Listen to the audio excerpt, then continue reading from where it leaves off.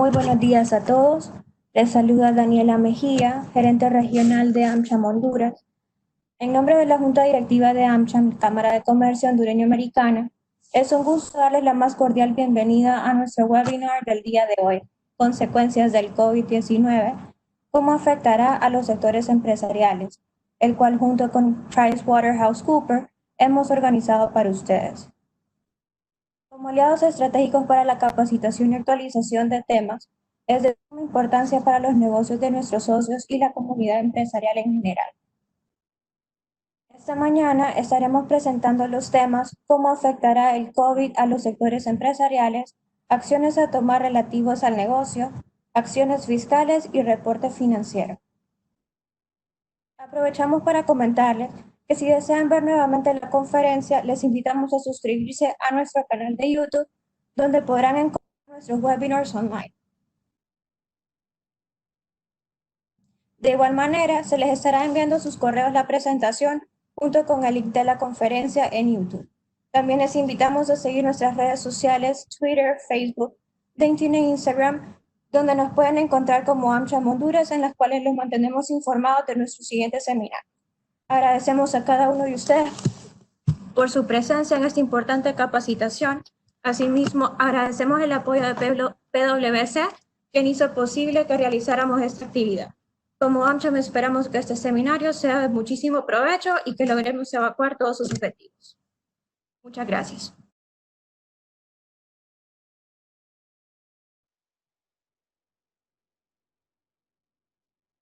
PwC Honduras les agradece por estar en nuestro webcast Consecuencias del COVID-19, cómo afectará a los sectores empresariales. Para tener una mejor experiencia durante nuestro webcast, les damos las siguientes recomendaciones. Cierre otras aplicaciones y active la pantalla completa en su computador. Utilice auriculares. Si tienen dudas o preguntas, pueden enviarlas por medio de la sección QA en la parte inferior derecha de su pantalla. Adicionalmente, hacemos de su conocimiento que esta sesión está siendo grabada, así podrán acceder a ella desde nuestra página web posteriormente. Nuestros expositores del día de hoy son Jessica Murillo, gerente de Risk Consulting en PwC Honduras, Rommel Castellanos, socio de Assurance y Risk Assurance Services en PwC Honduras, y Milton Rivera, gerente senior de Tax and Legal Services en PwC Honduras. Y sin mayor preámbulo, pues les dejo con Jessica Murillo, quien será nuestra primera expositora este día. Buenos días a todos, gracias por su participación. Vamos a hablar un poco acerca primero de cómo COVID afectará o está afectando al sector empresarial. Y aquí a continuación tenemos una gráfica en la cual nos muestra qué medidas, cómo las medidas de confinamiento que los gobiernos han tomado en relación al COVID de cierta manera han venido a afectar a lo que es la economía. Esto porque con las medidas de confinamiento las empresas se vieron obligadas, tanto los trabajadores a desplazarse a los lugares de trabajo, hubo un inconveniente. También por la falta de ingresos de la empresa revisando sus estados financieros o viendo el flujo de efectivo, decidió suspender algunos contratos de forma temporal o también reducir las jornadas de trabajo. Entonces, ¿qué es lo que ha ocasionado esto? Esto ha ocasionado de que se ha detenido de cierta manera el flujo de efectivo. Y ese es el principal riesgo que hoy en día se está viviendo en las economías a nivel global. Ese detenimiento de la reducción del movimiento de flujo de efectivo, porque ha generado una cadena de interrupción de pagos, tanto para nosotros poder pagarle a nuestros proveedores como nosotros poder recolectar las cobranzas de nuestros clientes. Entonces, esto va a ocasionar posiblemente más adelante empresas de que tengan que cerrar sus operaciones porque no van a poder continuar generando los ingresos para poder sobrevivir, ¿verdad? Hemos escuchado también hablar mucho de vamos a tener una crisis peor a la que se vivió en el 2008, pero hay ciertas diferencias entre estas crisis. Primero, en la comparación con la crisis del 2008, que fue la última crisis internacional que se tuvo, a diferencia de esta con el COVID, en el 2008 se tuvo un impacto inicial en el mercado financiero, en la bolsa de valores. Y a raíz de eso, los activos, los precios de los activos se vinieron para abajo, y lo cual generó ventas porque la gente quería comprar a menor precio. Entonces el mercado financiero tuvo un colapso. Entonces vimos cómo primero afectó el mercado financiero y después tuvo un impacto en la economía real. A diferencia de que ahorita con el COVID vimos primero un efecto en la oferta. Entonces tuvo primero su impacto en la economía real, y eso posteriormente va a tener un golpe en lo que es el mercado financiero. Y aquí vemos después que también sale que no sabemos cómo va a ser el comportamiento, y puede ser de que vayan a haber un poquito más de crisis, ya no de la pandemia, pero sí tal vez crisis financieras, otras crisis que se deriven de este colapso en el mercado financiero, y volvamos a tener otro impacto en la economía real. Siguiente, Aida. Vemos también aquí cómo tenemos dos impactos, digamos. Tuvimos un impacto a nivel global y un impacto a nivel doméstico. ¿Cuál es ese impacto a nivel global y que lo estamos viviendo a nivel internacional? Primero, el comercio internacional. Hemos visto cómo se ha limitado la entrada a las divisas, cómo ha afectado las cadenas de suministro, porque dependemos también de proveedores que teníamos en el extranjero, y nos hemos visto con obstáculos para poder generar y producir nuestros productos o servicios, porque dependemos de esos insumos, y tal vez por que el confinamiento que ellos también han tenido no nos han suministrado en el tiempo oportuno. También tuvimos un impacto financiero global, ya que en ciertos mercados hemos visto que se han desplomado ciertos valores, y el riesgo país, así como la moneda de algunos países, se ha devaluado un poquito más. También tenemos los precios de los commodities. Vimos cómo el precio del petróleo se vino para abajo, que hasta sacaban memes de que era más barato comprar una pizza que comprarse un barril de petróleo. Entonces esto de cierta manera ha tenido un impacto también en los insumos o en las materias primas o en los productos que se generan con lo que es el petróleo. Esos son los impactos de mayor impacto que se ha tenido a manera global. Tenemos los impactos domésticos, y estos impactos domésticos son aquellos que se han dado a raíz de los contagios ya internos del país. Entonces hemos visto bloqueos por el lado de la oferta, porque ha habido inactividad, se cerró el comercio, solamente lo que era el sector agroindustrial, lo que eran los hospitales estaban abiertos, la demás economía estaba restringida, todavía está restringida porque solo nos podemos mover con el último dígito, aquí en Honduras y tal vez en otros países también están así. Y ahorita, el lunes, vamos a entrar a una apertura inteligente, pero también es pautada. Es como un porcentaje, no va a ser al 100% de un solo. Entonces, esos son bloqueos por el lado de la oferta, aparte de que también nosotros como consumidores vamos a estar a primera instancia cuidando el efectivo que nosotros tenemos, porque no sabemos, estamos temerosos a lo que puede venir. También tenemos caída en la demanda. Esto por lo que platicaba de las restricciones del movimiento de nosotros, y también porque hay individuos en los que se les redujo el salario a raíz, ¿verdad?, de la reducción de jornadas o suspensión temporal. Entonces también lo que implicaba el primer riesgo es la falta de efectivo, la circulación del efectivo. Entonces esos son impactos que nosotros estamos viendo. También tenemos otros riesgos, y estos riesgos son de capital de trabajo. ¿Cuál es ese riesgo de capital de trabajo que la empresa tiene? Y esto es debido al flujo de efectivo.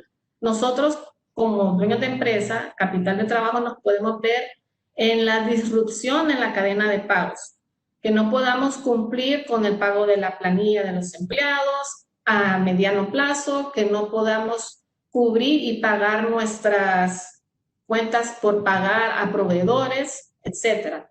Y los proveedores también tenemos otro riesgo con nuestros proveedores, de que ellos no nos puedan brindar esos insumos, porque tal vez nuestros proveedores pueden estar local, nacional aquí, pero están en un sector en donde el contagio ha sido mayor, entonces son más rigurosas las medidas de confinamiento y eso evita a que me puedan enviar a mí mi insumo, o tal vez mis proveedores están localizados en países de Europa o Estados Unidos o Sudamérica, y que también por las medidas de confinamiento, por el bloqueo, hace poco tuvimos en Costa Rica, vieron de que para evitar ellos el contagio, tomaron medidas de bloquear en cuanto a los transportes. Entonces vemos cómo eso también pudo ocasionar disrupción en la cadena de abastecimiento en algunas empresas que tal vez estaban operando, pero ese envase tuvo ese obstáculo. En el mercado laboral, hemos visto, primero, la imposibilidad de nosotros de trasladarnos a nuestras oficinas por el paro de transporte, no hay transporte público, o tal vez porque tengamos la medida y el confinamiento por la medida que tomó el gobierno. Entonces, vemos ese riesgo también de mercado laboral. En la demanda, hay un shock de demanda y reducción de ventas, porque tal vez ahorita, ¿cuáles son los productos básicos? Digamos que nosotros queremos andar buscando medicina, comida, y tal vez eso puede decirse que es lo básico, y tener bien resguardado nuestro efectivo. Entonces, reducción de ventas, cosas así de lujo, no nos estamos ahorita invirtiendo. Entonces, ¿qué acciones nosotros podemos tomar? Aida, si me ayuda con la siguiente. ¿Qué acciones nosotros podemos tomar para que estos riesgos no tengan ese impacto y nosotros podamos tener una manera de emerger y ver esta crisis como una oportunidad y no como un obstáculo y algo que nos venga a derrumbar la empresa? Entonces, hemos escuchado hablar de la nueva normalidad. ¿Qué es la nueva normalidad? ¿Qué es lo que trae la nueva normalidad?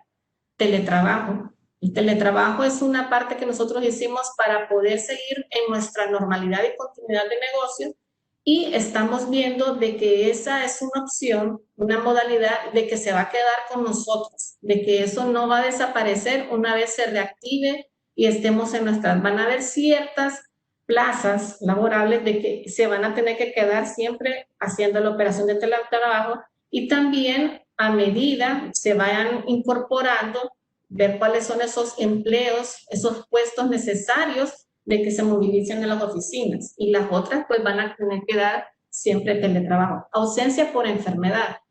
Ese es otro riesgo que vamos a tener en la nueva normalidad, porque van a haber empleados de que posiblemente se contagien, y eso tenemos que estar viendo cuáles son los, cómo ellos han estado haciendo las medidas de confinamiento, porque pues, tenemos el riesgo de que nos enfermen otros empleados. Entonces vamos a tener eso, lo que es ausencia por enfermedad. Vamos a ver siempre una disrupción en la cadena de suministro, porque todavía eso es algo que nosotros tenemos que hacer, y vamos a ver más adelantito cuál es la acción que nosotros tenemos que tomar para la cadena de suministro. Posible crisis de liquidez. Vamos a ver también obligaciones de cumplimiento incierta, por lo mismo que no tenemos el flujo de efectivo tan proyectado de cómo lo vamos a tener. Y también en la nueva normalidad vamos a tener que tomar ciertas ayudas que el gobierno está dando en base a los decretos que ha aprobado para alivio de las empresas y de los emprendedores. Hay 3 rubros de las acciones que pueden tomar. Están las acciones relativas al negocio, y las del negocio se distribuyen en el gobierno corporativo y negocio. También hay unas de reporte financiero, y también unas implicaciones legales. Yo a continuación les voy a hablar de las acciones que se pueden tomar relativas al negocio y gobierno corporativo. Solo quiero que tomen en cuenta esto. Mientras se convive con el COVID, hay ciertas áreas en las que se pueden centrar los profesionales y mejorar sus resultados. Vean esta crisis siempre como una oportunidad para emerger más fuerte. Entonces, miremos cuáles son esas acciones que se deben de tomar. Antes de ver las acciones, quiero que miremos lo de las 3 olas, que son 3 olas en respuesta y que hemos venido dando.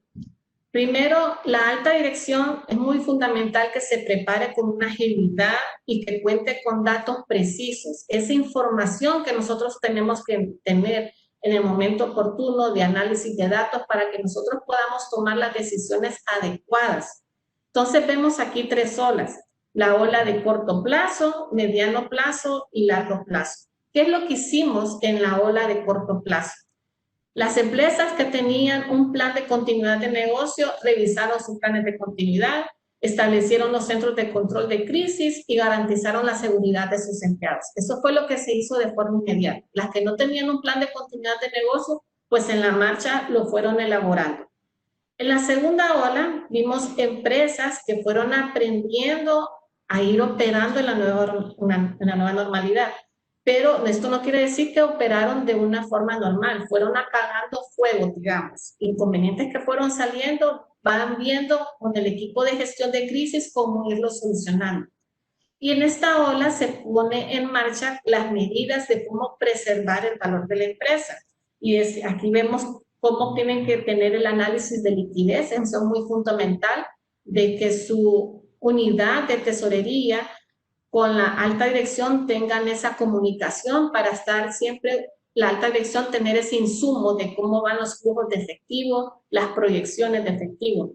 Planificación y análisis de escenarios. Esto es muy importante, de que el equipo de gestión de crisis, el equipo de gestión de riesgos, se complementen para hacer un análisis de escenarios. Y el análisis de escenarios siempre piensen lo peor, porque así fue como nos agarró desprevenidos esta crisis, porque en todos nuestros planes de continuidad de negocio nunca visualizamos una pandemia. Entonces, aunque el escenario que nosotros tal vez plasmemos no haya ocurrido en tiempos pasados, pero plasmémoslo y hagamos ese análisis de ese escenario, qué pasaría si eso ocurriera.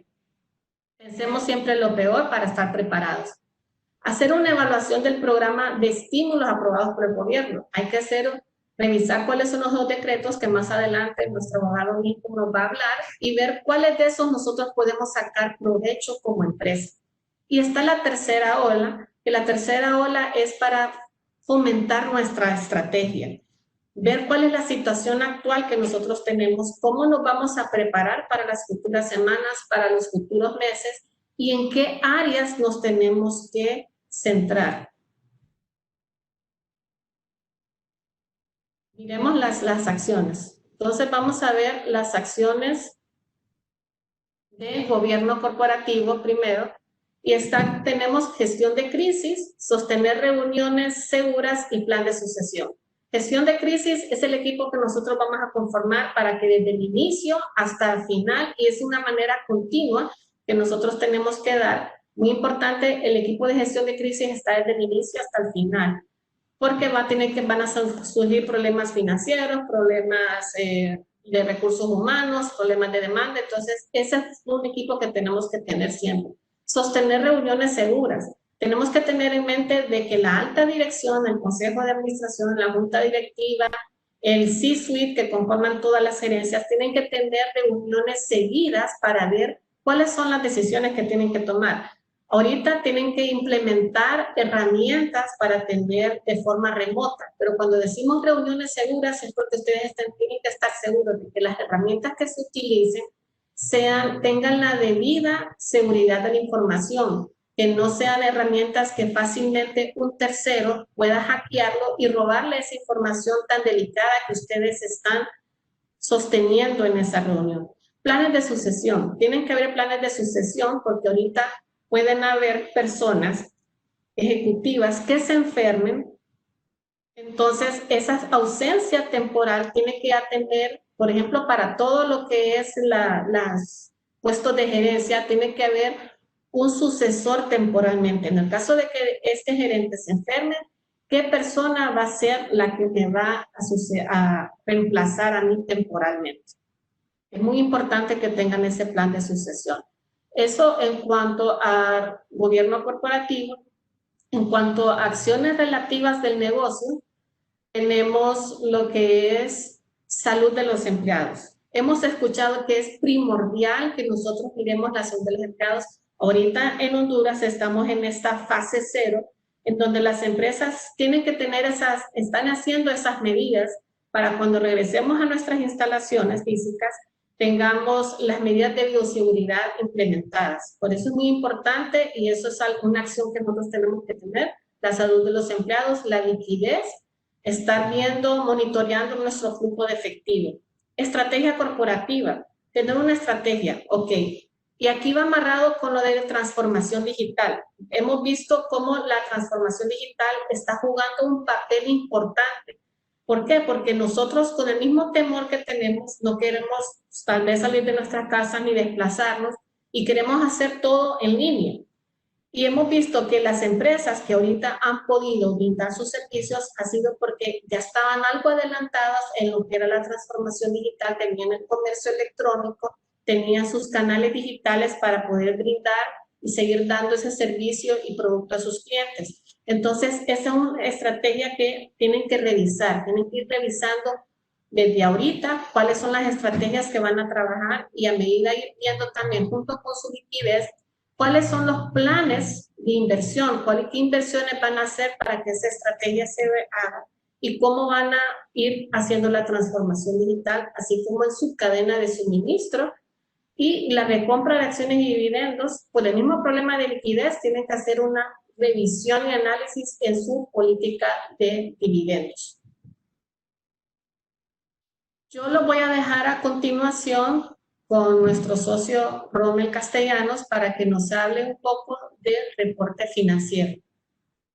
Muchas gracias. Muy bien, gracias Jessica. Buenos días a todos.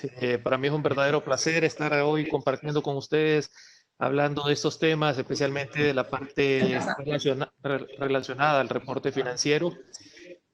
Como ustedes podrán saber, las compañías y sus líderes han estado buscando estrategias para estabilizar sus operaciones y saber cómo manejarse. Tenemos un micrófono abierto. Ok, gracias. Y saber cómo manejarse a través de esta denominada nueva normalidad, ¿verdad? La cual estamos claros que es algo que se prevé que va a ser a largo plazo. No se espera que esto pueda resolverse en un par de meses, ¿verdad? Esto va a llevar cierto tiempo para las empresas. Sin embargo, a pesar de que estas restricciones que han sido impuestas por los gobiernos lentamente ya se están levantando, en algunos países, el nuestro no es la excepción, las consecuencias económicas que ha traído esta crisis siguen siendo fuertes, siguen siendo devastadoras para muchas empresas y los ha puesto a algunas industrias, casi que podríamos decir como en jaque mate, ¿verdad? En una situación bastante difícil de enfrentar y que ha tenido que demostrar toda una serie de habilidades, la administración o la gerencia para poder salir adelante. Pero lo que sí es un hecho es que para poder salir adelante de esta crisis, las empresas van a jugar un papel determinante, ¿verdad? Las empresas son uno de los grandes actores que se tiene en este caso para recuperar esa nueva normalidad, porque son en las que en última instancia van a determinar cuándo van a traer de regreso sus trabajadores a su lugar de trabajo, valga la redundancia. ¿Cómo va a ser la empresa para mantenerlos a salvo a estos empleados, ¿verdad? Poniendo todas sus medidas, todos sus protocolos de bioseguridad y todos esos lineamientos que se han establecido para poder empezar sus operaciones normalmente. Son las empresas las que deben desarrollar soluciones innovadoras ante esta crisis, ¿verdad? Porque son ellos los que necesitan buscar la forma de cómo garantizar que ellos pueden mantenerse durante la crisis, cómo pueden hacer para recuperar sus operaciones o su nivel de ingresos previo a esta crisis. Entonces, está más que claro que las empresas son un factor relevante y que juegan un papel protagónico durante esta recuperación o esta nueva normalidad. En este sentido, nuestra oficina se mantiene muy activa y muy de cerca con el tema de los directores financieros para tratar de estar claros con ellos y tener en contacto cuál es su percepción, cómo visualizan ellos esta situación Y producto de eso, la firma realiza una serie de encuestas con directores de 24 países del mundo que están inscritos a esto y que en total aproximadamente andan alrededor de 867 personas que participaron en nuestra última encuesta, la cual ha sido publicada por nuestra firma con todos los análisis y todos los datos relevantes. Pero sí hay algunas cosas que me gustaría rescatar o exponerlas a ustedes antes de entrar en materia con algunos detalles de lo que es el reporting financiero. El primero es que, bueno, es un hecho para todos, ¿verdad? Que la disminución de ingresos es una realidad. Eso no lo podemos evitar, eso no es algo que se pueda ocultar, ¿verdad? Va a tener un fuerte impacto. Y en eso, pues, los directores financieros en un 85% consideran que va a haber un decremento en sus ingresos o en sus ganancias anuales. ¿Por qué no el 100% considera eso? Bueno, porque ustedes saben que hay algunas industrias que se han visto afectadas en menor cuantía, ¿verdad? O que realmente han mantenido sus operaciones normales, por ejemplo, la industria de retail en lo que respecta a supermercados, a farmacias, algunas industrias, por ejemplo, de salud, porque los hospitales han seguido prestando sus servicios, no se han interrumpido algunas de esas acciones, los medios de comunicación de alguna forma han tenido operaciones continuas. Entonces, bajo ese esquema es que no hay un 100% como se hubiese esperado normalmente. Sin embargo, hay un dato interesante. El 51% o más del 51% de los directores financieros esperan que el impacto que van a tener en sus resultados va a superar el 25% con esta crisis. ¿Qué quiere decir esto? Que una empresa está esperando que la pérdida pudiera andar alrededor de un 25% con respecto a lo que ha venido teniendo en el periodos anteriores. Esto es un alto impacto, es definitivamente un fuerte golpe a las empresas y a la economía, por lo que habrá que estar muy atentos a algunas variables o algunas condiciones que se están presentando en este momento y que los directores financieros o las empresas, las gerencias, los mandos medios van a tener que estar atentos a esos aspectos. Hay un dato interesante también que las empresas esperan de alguna forma no verse tan afectadas controlando sus inversiones de gastos de capital. Si ustedes observan, nos indica que el 60% de los líderes financieros están considerando diferir o cancelar todas sus inversiones en gastos de capital o en instalaciones, ampliaciones de líneas, compras de nuevos equipos, compra de nueva maquinaria. El 60% detuvo todo ese tipo de operaciones durante este proceso a la espera de saber qué va a suceder más adelante. Sin embargo, es de resaltar o de hacer notar que los directores financieros consideran que lo que es transformación digital solo el 16% piensa detenerlo o suspenderlo. ¿Por qué? Porque como lo apuntaba Jessica hace un momento, realmente la transformación digital ha sido lo que le permitió a muchas empresas poder seguir operando, poder seguir trabajando, y entonces han visto la importancia que este tipo de forma de trabajo tiene sobre su operación, y entonces van a seguir manteniendo todas sus operaciones, o al menos solo un 16% considera que lo va a suspender por un momento. Otro dato interesante es que el 69% está considerando el teletrabajo como algo que ya vino para quedarse, ¿verdad? Yo creo que eso también es una realidad, ha sido una modalidad que de alguna forma se ha adaptado a algunas empresas, algunas no han tenido un impacto tan fuerte en sus operaciones producto del teletrabajo porque por suerte estaban avanzadas en sus herramientas, ¿verdad? En su forma de operar, y eso les permitió poder continuar con este proceso, y entonces han visto esto como una opción que se puede mantener de alguna forma para evitar riesgos de continuidad de negocio, y también como un tema ligado al tema de una nueva forma de trabajo, de ofrecer alternativas laborales diferentes a sus empleados, ¿verdad? También el 48% planean acelerar la automatización, y esto es un dato bastante importante a considerar.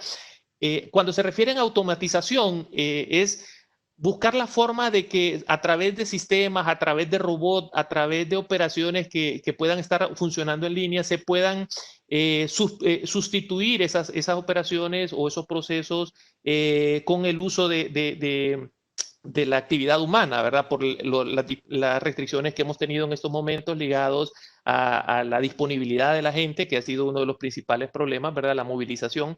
Y eso ha generado que tengan un impacto importante en las empresas o en la forma en que están visualizando a futuro esta vuelta a la normalidad. Entonces, ¿por qué traigo a colación estos datos financieros? Porque estos están ligados o tienen un impacto directo sobre los números, sobre la reportería, sobre los estados financieros de una entidad y por consiguiente son aspectos que debemos de tener en mente al momento de hacer cualquier análisis a futuro. En este sentido, yo tengo por acá algunos aspectos que debemos de considerar ligados a la reportería financiera. Si bien es cierto, están enumerados del 1 al 8, no necesariamente tienen un orden de importancia, no necesariamente están ligados porque este es más relevante que este otro, no, realmente son 8 indicadores o 8 aspectos que se deben de considerar en todo este proceso y que ha sido la experiencia que hemos tenido durante estos meses en los que ha durado este confinamiento, esta pandemia, ¿verdad? En las empresas. Vamos a empezar hablando del primero que se relaciona con el cierre contable, ¿verdad? El reporting financiero. Que cuando hablamos de reporting financiero, estamos hablando inmediatamente de cierre contable. ¿Qué ha pasado en las empresas con el cierre contable? Una operación cotidiana, una transacción muy normal, pero que generalmente se realiza con la presencia del contador en las oficinas, con la presencia del equipo de contabilidad en las oficinas, cosa que en muchas empresas no ha podido suceder. A pesar de que de repente puedan contar con salvoconductos para operación, estos salvoconductos más están ligados a la parte del personal operativo, a la parte del personal administrativo y la parte contable de alguna forma se ha descuidado un poco. Entonces eso ha generado muchos retos para las compañías porque no han podido hacer su cierre mensual, ¿verdad? Y por consiguiente a veces no han podido ni siquiera evaluar qué tanto les está impactando, cómo les está afectando todo este tema de la reducción de ingresos y todas las operaciones que está generando esto. También ha generado problemas de cumplimiento de fechas. ¿Por qué cumplimiento de fechas? Ustedes saben que las compañías tienen obligaciones de entregar reportería, ya sea a su casa matriz, ya sea a un banco, ya sea a un tercero, a un regulador.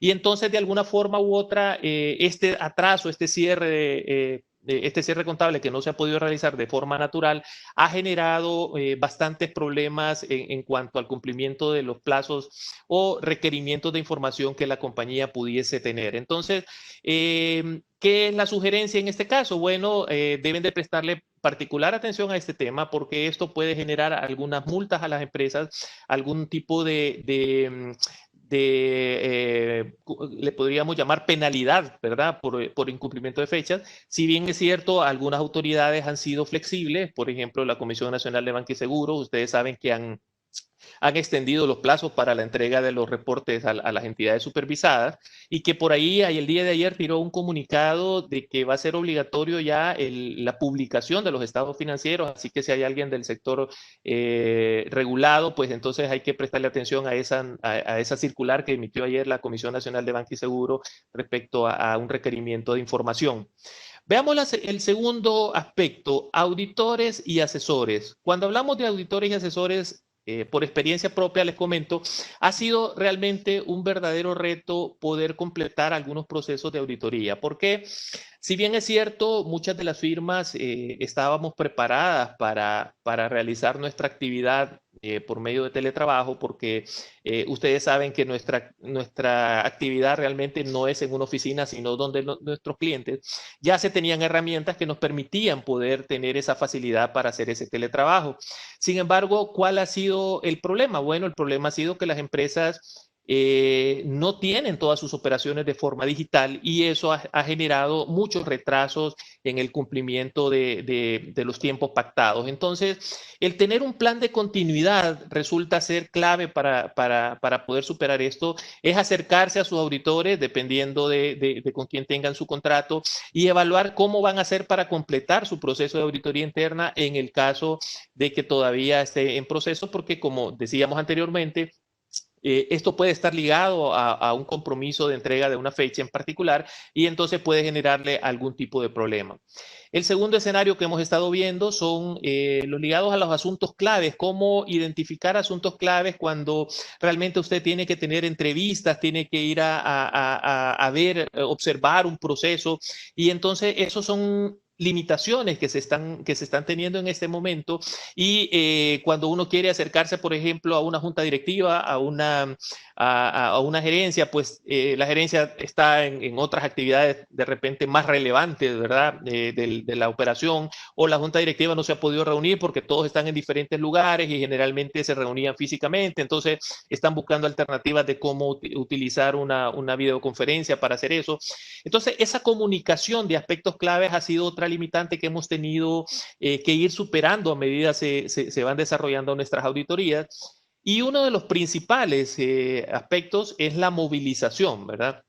Cuando hablamos de movilización, todos ustedes saben que las garantías constitucionales en el país han estado restringidas y eso ha evitado de que uno pueda acudir a las empresas. Y entonces, en algunos casos hemos tenido inconvenientes porque algunas entidades no se sienten cómodas de estar escaneando toda su documentación, contratos, facturas, cheques, recibos, y entonces exigen o piden que el auditor llegue a sus oficinas. Y ha sido un verdadero reto porque, primero, un equipo de auditoría, ustedes saben, está compuesto por un grupo de personas y un grupo de personas que no se pueden movilizar porque hay restricciones y nosotros como industria no tenemos un salvoconducto, no se nos ha autorizado todavía una movilización, estamos en esos trámites a ver si eso es factible. Es más, ni siquiera estamos en el paquete de las que entran para el 8 de junio, ¿verdad? Así que estamos haciendo algunas gestiones para ver cómo se puede hacer eso, pero entonces limita que el equipo de trabajo acuda a las oficinas, acuda a las empresas y eso ha generado de repente hasta algún tipo de fricción con la administración porque ellos están exigiendo que lleguen y realmente como auditores, aunque quisiéramos, a veces resulta muy difícil poder realizar o cumplir ese requisito y entonces ha generado retrasos en los procesos o buscar la forma de ver cómo por medio de la documentación virtual se pueden superar esos temas. Cuando hablamos de ingresos, bueno, ya dijimos que el impacto es fuerte, que hay una reducción generalizada, ¿verdad? Con un impacto económico generalizado en la función financiera. Las compañías ya han comenzado a modificar o a replantear sus expectativas de ingresos en este sentido. ¿Por qué?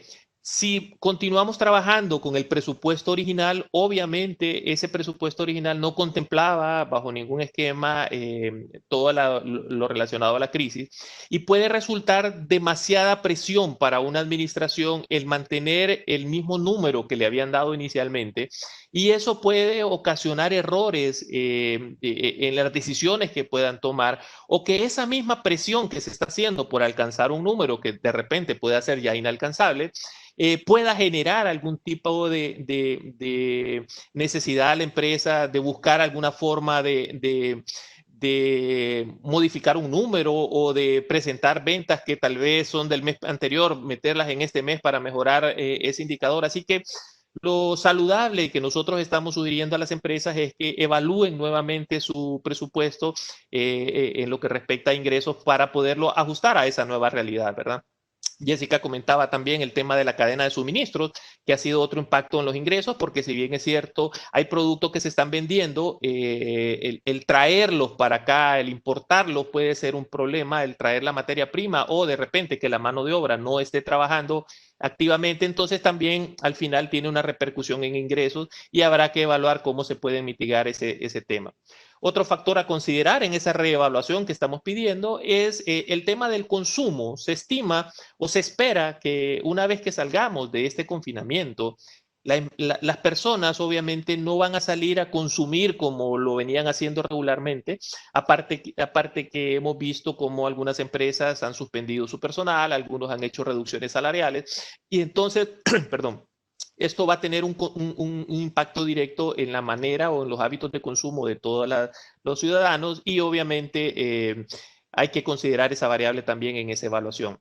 Y como último punto tenemos reconocimiento y cuando hablamos de reconocimiento me voy a referir a un tema puramente contable. Cuando hablamos de reconocimiento, especialmente para las compañías que utilizan NIF 15, en los estados financieros, las NIF obligan que para reconocer un ingreso, no una de las primeras, la primera variable que hay que considerar es si el pago de ese ingreso está garantizado. Si ese pago no está garantizado, la norma no permite reconocer un ingreso y entonces es otra variable que habrá que evaluar al momento de estar haciendo estos análisis, de estarle prestando particular atención al comportamiento que está teniendo los saldos pendientes de cobro de su cartera para evaluar si no hay indicadores que nos pudieran dar la pauta que pudiéramos tener algún tipo de problema para su recuperación. Muy bien, cuando hablamos de valoraciones y estimaciones, producto de todo esto, y han habido muchos webinars para hablar de este tema, a medida que las empresas están entrando en sus cierres mensuales y en sus cierres trimestrales, deben revisar nuevamente las valoraciones que han realizado y especialmente las estimaciones que han realizado con lo que se relaciona con reservas financieras. Cuando hablamos de este tipo de reservas, puede ser, por ejemplo, la reserva de cuentas incobrables, la reserva de obsolescencia de inventarios, la vida útil de sus activos fijos, por ejemplo, la provisión de beneficios laborales también, que es una reserva que hacen las empresas, que son cosas que tienen que evaluar si en este momento se siguen manteniendo los mismos análisis que habían hecho, porque dado la naturaleza cambiante de esta crisis, pues obviamente no tengo la menor duda que va a ser todo un reto poder analizar o tener cuáles van a ser las expectativas hacia futuro, especialmente porque no tenemos suficiente información todavía sobre los impactos que esto está teniendo, cuánto va a durar esto, pero habrá que hacer un análisis muy a conciencia de todas esas reservas de cuentas incobrables, de obsolescencia de inventarios, ¿verdad? Para ver si realmente no necesitan ser ajustadas a las condiciones que nosotros habíamos considerado desde el inicio. Otro de los temas importantes a evaluar es el aspecto de intangibles. Y intangibles está muy ligado a lo que hablábamos anteriormente, ¿verdad? Temas de deterioro y temas de vencimiento. Recordemos que los intangibles son la adquisición de contratos por el uso de una marca, el uso de un software. Entonces, habrá que evaluar realmente si nosotros no tenemos una pérdida por deterioro por el uso de una marca. ¿Cómo se calcula ese deterioro desde el punto de vista contable? Es determinando los flujos de efectivo futuros y trayéndolos eso a valor presente. Ese valor se compara contra lo que se tiene registrado en ese momento y se determina si hay algún deterioro. Entonces, en este momento será apropiado ir a revisar esos intangibles para ver hacia futuro si todavía sigue siendo rentable para la entidad manejar ese intangible, ¿verdad? Si no, habrá que revisar los vencimientos de ese contrato para ver si se puede cancelar de forma anticipada porque se prevé que nos va a generar pérdidas más adelante. Entonces, hay que ser bastante equilibrados en las conclusiones y análisis que se van a hacer sobre estos tipos de intangibles y especialmente con base a los supuestos que estamos utilizando para poder medir ese posible deterioro. En divulgaciones hay un tema particular con divulgaciones y se ha venido manejando de formas distintas a medida ha venido pasando. Por ejemplo, si ustedes nos hablaban a mediados de marzo, 15 de marzo, cuando decíamos, bueno, ¿cómo está el tema de divulgaciones? Sí, hay que poner una nota en los estados financieros como eventos subsecuentes diciendo, miren señores, la Organización Mundial de la Salud ha determinado que esto es una pandemia y por el momento no se tiene información de los impactos que pudiera tener esto en nuestra entidad, ¿verdad? Esas eran algunas divulgaciones que estábamos requiriendo en el mes de marzo.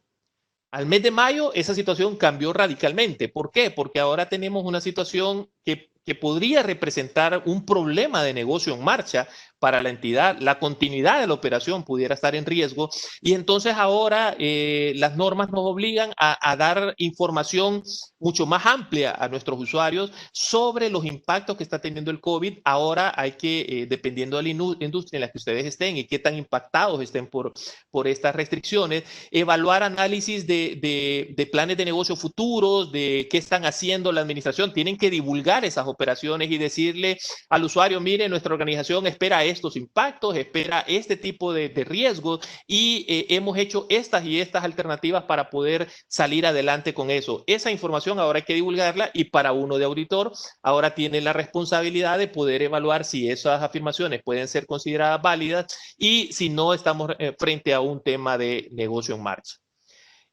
Cuando hablamos de deuda, bueno, obvio, están teniendo problemas con las condiciones de pago, pues entonces habrá que ir a revisar con su financiador cuáles son los términos actuales, ver si hay alguna forma de flexibilizar esos términos, los plazos de pago. Algunas empresas están recurriendo a ampliar los años de vida de un préstamo, ¿verdad? Para poder suavizar un poco el impacto de los pagos de capital durante este periodo, y otras se han visto en la necesidad de ir a buscar financiamiento adicional porque el impacto en su flujo ha sido fuerte y necesitan capital de trabajo para poder seguir adelante en sus operaciones, y esto ha generado que tenga que recurrir al financiamiento. Así que son consideraciones que hay que tener. Si hay covenants que cumplir en sus acuerdos, hay que ir a revisar esos covenants para ver que eso no vaya a impactar en el resultado, en el número que ustedes tienen que presentar. Y obviamente, como ustedes saben, el incumplimiento de un covenant está amarrado a una penalidad sobre la tasa de interés,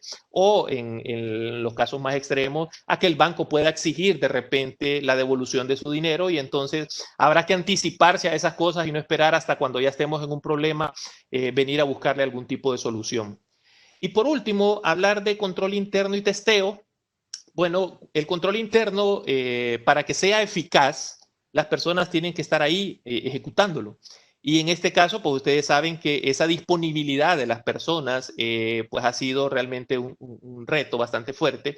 Esto ha representado limitaciones en cuanto al esquema normal de control interno que tiene una empresa. Por ejemplo, auditoría interna en muchas de las empresas no ha podido hacer sus pruebas, no ha podido cumplir su plan de pruebas porque las personas no están para hacer la validación, ¿verdad?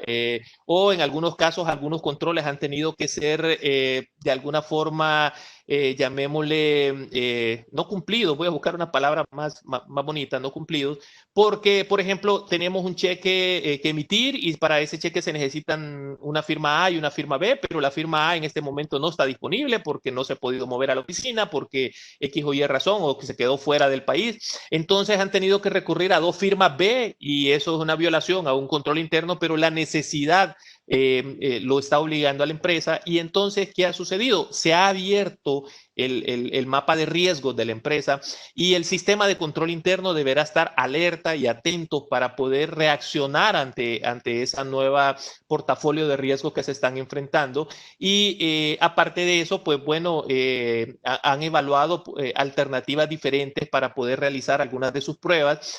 Por ejemplo, una de las soluciones que ha salido en la actualidad es el tema de realizar pruebas por robots, que es una nueva modalidad que se está teniendo en las empresas, donde un robot que no es precisamente algo mecánico, ¿verdad? Como estamos acostumbrados, como los robots de Star Wars, por ejemplo, es un software que realiza una actividad de comparación, de validación, y hace lo que una persona normalmente haría, ¿verdad? Y entonces esas actividades que no son subjetivas, sino que es verificar si esto se cumplió con esto, aquello y aquello. Entonces hay procesos que ahora se están haciendo de forma sistemática para auditoría interna, para garantizar que el control se mantiene, ¿verdad? En cuanto a su operatividad.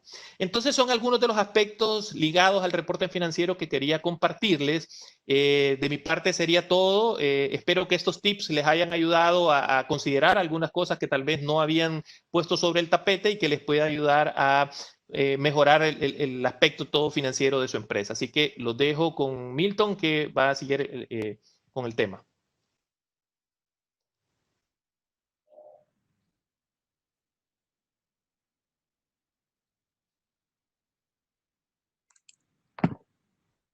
Bueno, buen día a todos. Continuando con esta webcasting interesante para nuestra comunidad, vamos a hablar un poco sobre las medidas tributarias que se han implementado, que de acuerdo a los que estamos participando aquí, muchos ya las conocen, y es un pequeño repaso de lo que se ha venido dando por parte del Congreso Nacional, el Servicio de Administración de Rentas, y lo que se avisora también que podrían darse algunas medidas futuras en materia tributaria, sin antes recordar que no hay cambios verdaderos si no pasamos por una crisis, tal cual lo explicaba Rommel y expresaba Jessica. Dentro de lo profundo de una crisis siempre hay una gran oportunidad, porque nos volvemos creativos.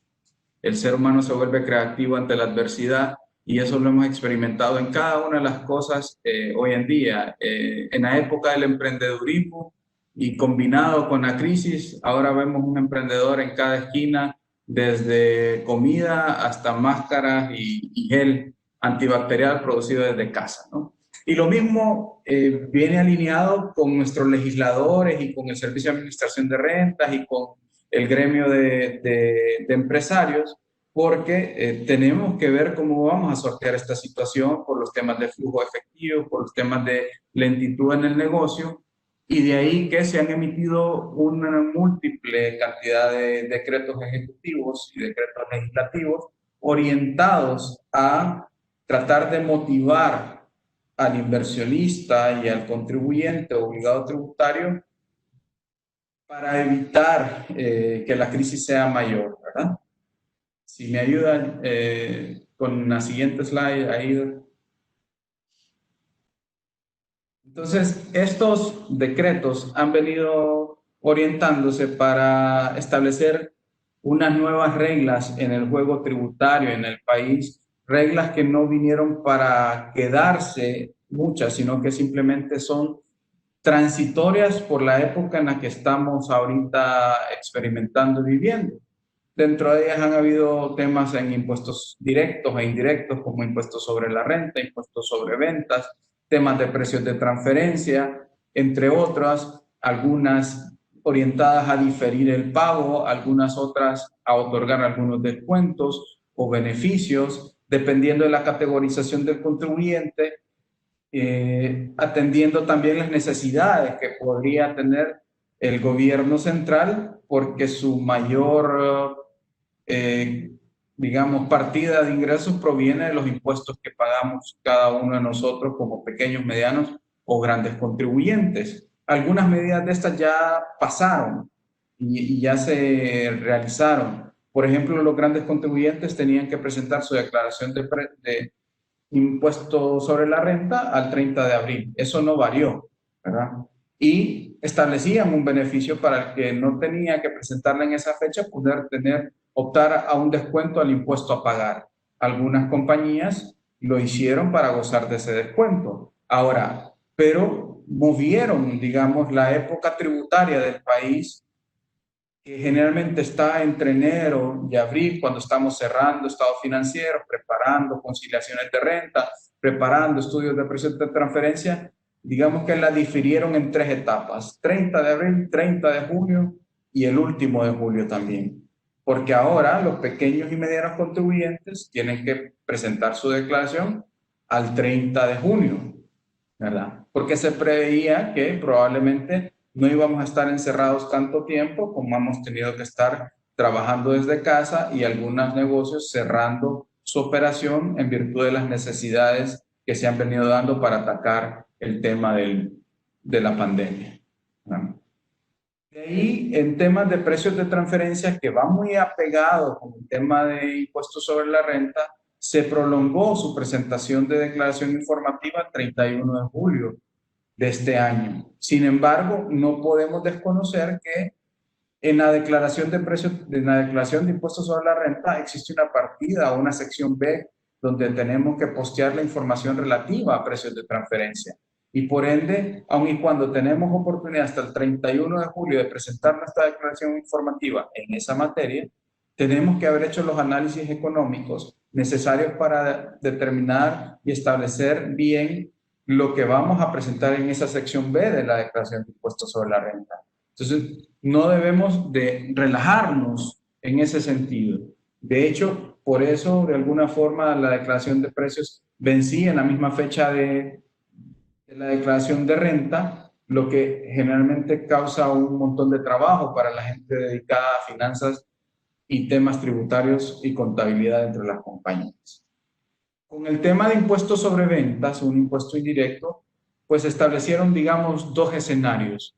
Un escenario para aquellas compañías que por fuerza mayor, caso fortuito y derivado de esta situación bien particular, dejaron de operar por completo, ¿verdad? Desde el momento de que nos declaran el estado de emergencia y establecen un toque de queda, salvo ciertas industrias por temas de necesidad y algunas otras que pueden operar desde casa, con facilidad, no están vendiendo, no están comprando. Entonces, para ellos se difirió la presentación y pago de su impuesto sobre ventas cuando ya se reactive la operación. Sin embargo, para aquellas compañías que estaban operando normalmente, como supermercados, como farmacias, como hospitales, entre otros, ellos sí estaban vendiendo y comprando, quizá no con la misma consuetudinalidad de siempre por la situación particular, pero estaban operando y por ende ellos sí tenían que presentar su declaración de ventas en las fechas establecidas normalmente, dentro de los primeros 10 días del mes siguiente. Y hicieron una modificación en los pagos a cuenta. Se lo calculamos el pago a cuenta con base al impuesto sobre la renta pagado en el año inmediatamente anterior. Para este año están considerando un 25% menos, porque están entendiendo todo eso que hablamos antes, de que las compañías no van a tener el mismo flujo de caja, no van a tener la misma capacidad de liquidez, y por ende en eso también hicieron un sacrificio fiscal y dijeron, el pago a cuenta ahora lo vamos a calcular sobre un 75% del impuesto sobre la renta del periodo inmediatamente anterior. Y esto no solo así, sino que también difieren el pago, porque si no ya tendríamos que haber hecho el primer pago, o ahorita estaríamos a las puertas de hacer el primer pago porque estamos en junio, pero lo difieren, ¿verdad? Como lo veremos en la siguiente slide. Lo difieren para el 31 de agosto, el 31 de octubre y al 31 de diciembre. Mueven las fechas de pagos a cuentas para dar un poquito de aire o de respiro a las compañías que puedan nutrirse de fondos para poder pagar también sus obligaciones normales de operatividad y las obligaciones tributarias, ¿verdad?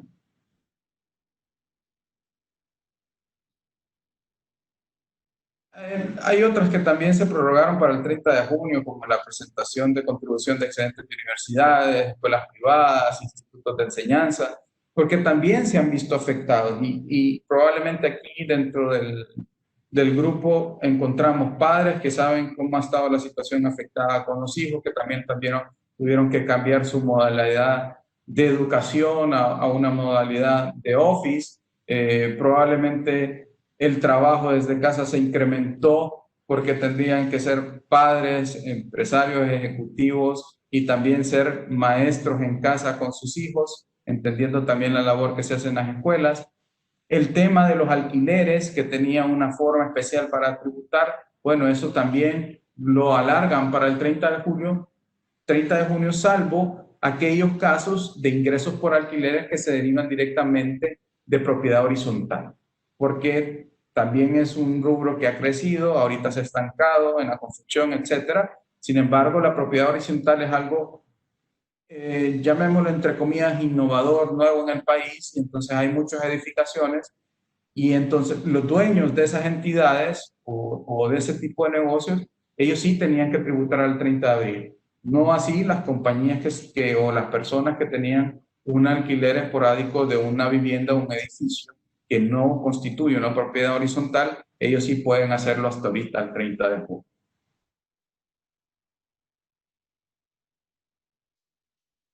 Hay otras medidas de alivio que van orientadas al tema de flujo y cada compañía la va evaluando de conformidad a su necesidad, a su operatividad, porque todos nos hemos visto impactados desde el punto de vista económico en esto. Entonces, el RAP, el Seguro Social, pidieron ahí, bueno, cesar el periodo de 3 meses la captación de las cotizaciones y aportaciones obrero-patronales, ¿verdad? Esto con el motivo de darle un respiro a las compañías, porque saben que las compañías no van a recibir los mismos ingresos, aun y cuando es parte otorgada por el empleado y otra parte del empleador. Esto te genera a ti un poco de flujo y esa es una medida orientada a ayudar a las compañías. Con el tema de la amnistía ha habido un montón de situaciones, interpretaciones, porque los plazos están suspendidos. La amnistía tributaria que estaba vigente y que vencía el 30 de mayo o al último de mayo, pues realmente no han habido plazos. El fisco no ha estado trabajando para ciertas cosas, la plataforma electrónica para ciertas situaciones en particular, pero los plazos legales, tal cual ellos mismos lo han publicado en sus redes sociales y en comunicados oficiales, están detenidos desde el momento en que el decreto inicial establece ciertas limitantes a los derechos y garantías constitucionales. Y por ende, en principio, cuando nosotros volvamos a la operatividad ya normal, que el gobierno ya está estableciendo sus normas y políticas para regresar a operar en in situ, incluso algunos están estableciendo algunas formas para operar de manera virtual, llevando audiencias y reuniones virtualmente, no necesariamente en el lugar, para evitar ciertas aglomeraciones de personas y mantener el distanciamiento que se requiere por el tema de la pandemia. La amnistía estaría recobrando otra vez y tendría que reiniciarse su cómputo nuevamente al momento en que dejó en el momento en que se dejó en suspensión. Por tanto, tendría aproximadamente un mes y algo todavía de vigencia o 2 meses para poder gozar de la amnistía. Hay que ver, porque siempre hay situaciones controvertidas, hay que entender cómo lo interpretaría el fisco, pero desde el punto de vista jurídico debería de ser así como lo exponemos acá. También el Congreso Nacional hoy tendría una reunión, en estos días está por reunirse también, con este mismo ímpetu, porque quieren motivar ampliando la amnistía para lo que va del 2020, y habría que ver si emiten un decreto nuevo conectado con esto. Sigamos. En línea a lo de la amnistía y a lo que les decía también del Congreso que está trabajando, y por eso lo alineo al primer punto que les decía, nos volvemos creativos. Aquí todos en la necesidad nos volvemos creativos. También hay otros incentivos que están queriendo mover desde el punto de vista impositivo en el Congreso. Por ejemplo, tratar de que los asalariados que están sujetos al régimen de retención en la fuente no tributen y se les suspenda eso a partir de abril de este año o de la fecha a lo que termine el periodo fiscal, solo por esta única vez y en virtud de la situación en particular. Habría que ver qué evalúa el Congreso y qué se da, porque también el Estado requiere la necesidad de esos fondos, ¿no? En virtud de la situación particular, exoneraron impuestos de producción, consumo, ventas y también arancelarios para el material de empaque y envases necesarios para productos sanitarios, ¿verdad? Todo lo orientado al producto sanitario, y hay un manual específico y hay un cuadro específico de qué es lo que se debe entender por productos sanitizantes y medicamentos, ¿verdad? Para atender esta situación, que no estaríamos nosotros pagando el impuesto sobre ventas, ¿verdad? Ni el que lo está comercializando o produciendo. Y lo mismo aplican para la zona libre, porque tenemos compañías en zona libre en el país que produce este tipo de insumos o productos. Conocemos algunas que realizan o que producen batas quirúrgicas o que producen situaciones particulares para prevenir la enfermedad, pero todo lo hacen para exportación, y como hasta el comercio mundial se ha visto detenido por esta situación, se ha autorizado a esas compañías a que lo vendan a nivel nacional sin la imposición de ningún tipo de impuestos. Porque cuando la normalidad funciona, que si una zona libre vende a nivel local, entonces el consumidor local o el comprador local va a nacionalizar el producto pagando los aranceles y el impuesto sobre ventas que corresponde para nacionalizarlo. Sin embargo, por esta situación particular, han hecho una excepción y han establecido de que va a estar exonerado para ese efecto.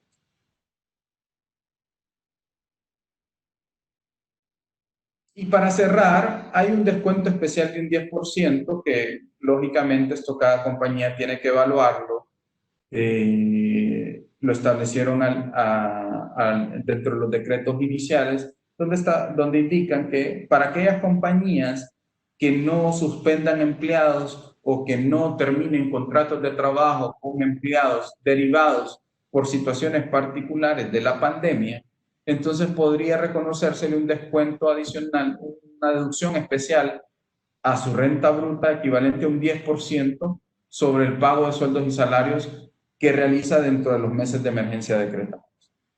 Probablemente algunas compañías hicieron análisis costo-beneficio y aunque hubieran querido gozar de este 10%, tuvieron la necesidad de tomar una decisión de suspender contratos de trabajo o despedir a alguna gente, etcétera. Algunas otras han logrado sortear la situación y han podido evitar suspensiones de trabajo y por ende podrían intentar gozar de este 10% de descuento en impuestos que vayan a pagar al 30 de abril del próximo. Eso sería de forma general un repaso de lo que ha sucedido en materia tributaria en el país, para donde estamos llegando, y también el tema de documentos fiscales, que siempre estamos corriendo porque estamos en la necesidad de que me van a suspender o no, o si puedo utilizar o no un documento fiscal que ya no tiene, que ya tiene una fecha de caducidad. Bueno, aquí se abrió eso y dijo, si se te acabaron, puedes solicitarlo a través de la oficina virtual del SAR para que puedas seguir facturando por alguna razón. Algunas compañías siguen facturando. Y para aquellas compañías que todavía tengan esos documentos fiscales, aun y cuando tengan su fecha de caducidad y ya se haya dado esa situación, mientras dure la pandemia, puedes seguir utilizando ese documento fiscal y se te va a dar como válido para todos los efectos tributarios que sea necesario. Eso es, en general, el resumen tributario, esperando qué decide el Congreso Nacional de las nuevas mociones que se han dado últimamente, como la que les decía de la retención en la fuente y algunas otras que están analizando que vengan en pro del obligado tributario en general, llámese empresa o llámese persona natural, ¿verdad? Y creo que con esto ya daría un paso a la sección de preguntas y respuestas. Así es, gracias Milton. Pues ya tenemos nuestra primera pregunta y es de David Suárez. Nos pregunta, buenos días, ¿cuándo se debe presentar el DMR de abril de 2020? ¿El 8 de junio, cuando termine el toque de queda, o cuando termine el estado de emergencia que está declarado hasta el 31 de diciembre? Ya que el decreto 33/2020 establece que se declaran inhábiles todos los días en que esté decretado el estado de emergencia. Mira, lo que pasa es que ahí hay que ir viendo cómo va evolucionando cada decreto y cada ley que van emitiendo, ¿verdad? Porque cada situación se debe de ir viendo en particular. Por norma general, porque ¿qué sucede? Un estado de emergencia no generalmente está atado a un toque de queda, ¿verdad? Un estado de emergencia puede estar establecido para crear protocolos de cómo vamos a atender ese estado de emergencia. Pongamos un ejemplo hipotético, es como cuando tenemos una alerta amarilla, verde y llegamos a roja, ¿verdad? No se suspenden actividades, no se suspende operatividad, no se suspenden plazos. Ahora, aquí habría que ver cuándo llegamos a la normalidad, cuándo ya el fisco reapertura sus oficinas normalmente y entonces los plazos empiezan a contarse. Considerando que ahorita son días inhábiles, tendríamos que presentarla, si no la digamos, la posición conservadora sería presentarla con la habitualidad que la presentábamos. Pero al estar esto en suspensión y si no se presentó por las razones que sea que no se haya presentado, debería ser al día hábil siguiente. Es decir, ya regresamos a la normalidad, ya los plazos dejaron de ser suspendidos, el día hábil siguiente. Entonces, si mañana emiten un decreto donde dicen que los plazos ya no se suspenden, lógicamente no va a ser de noche a la mañana, probablemente tienen que dar un compás de un par de días, 5 días, como por ejemplo lo está haciendo la Corte Suprema de Justicia, que ya inician operatividades a partir del 8 de junio, sin embargo los plazos empiezan a correr a partir del 15 de junio, etcétera, probablemente lo mismo van a tomar porque esa es la pauta que está tomando el Estado. Entonces, a partir de ese momento, al día siguiente hábil, nosotros tendríamos que presentar la DML. Ok, bueno, entonces, para hacer esa declaración mensual, entonces tendremos que esperar ese decreto. Y esperamos que le haya servido la respuesta de ok, David nos contestó, dice, entiendo, pero el decreto 33-2020 dice que se declaran inhábiles todos los días en los que transcurra el estado de emergencia y no el toque de queda. Y el estado de emergencia está hasta el 31 de diciembre bajo el SM 23-2020.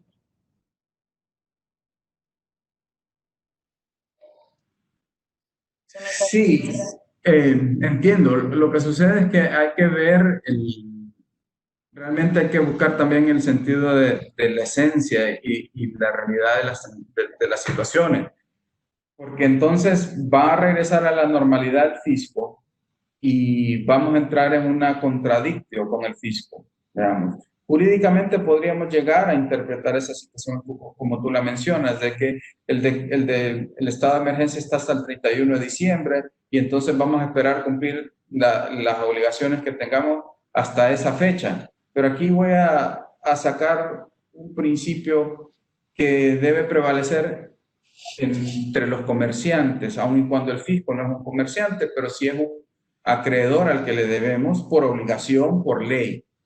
Debe prevalecer la buena fe entre las partes, ¿verdad? Y si ya está operando normalmente el fisco, entonces no veo por qué no podríamos nosotros presentar al día hábil siguiente de su operatividad la declaración mensual de retenciones. Es una declaración informativa, no es una declaración determinativa. Podríamos ir a buscar interpretaciones estrictas de la materia tributaria y ver que el decreto te dice eso del estado de emergencia, pero habría que ver si emiten algo distinto donde ya eliminan la suspensión de los plazos. Entonces, por eso mencionaba al inicio, hay que ir viendo cómo evoluciona esta situación, porque todo esto es nuevo, cada situación es nueva, así como cuando establecieron la situación laboral de que podían firmar coordinarse con los empleados para cargar a vacaciones o para suspender contratos de trabajo de X o Y forma, no significa que no vaya a existir una oposición, no significa que sea quizás la mejor forma, entonces cada situación hay que irla viendo en la medida vaya evolucionando. Ok, gracias, Milton. Nuestra siguiente pregunta es de Ronnie Ordóñez. Respecto al 10% de descuento del impuesto sobre la renta para empresas que mantuvieron sus empleos, ¿aplica para empresas que han estado dentro de las excepciones y que sí han estado laborando normalmente?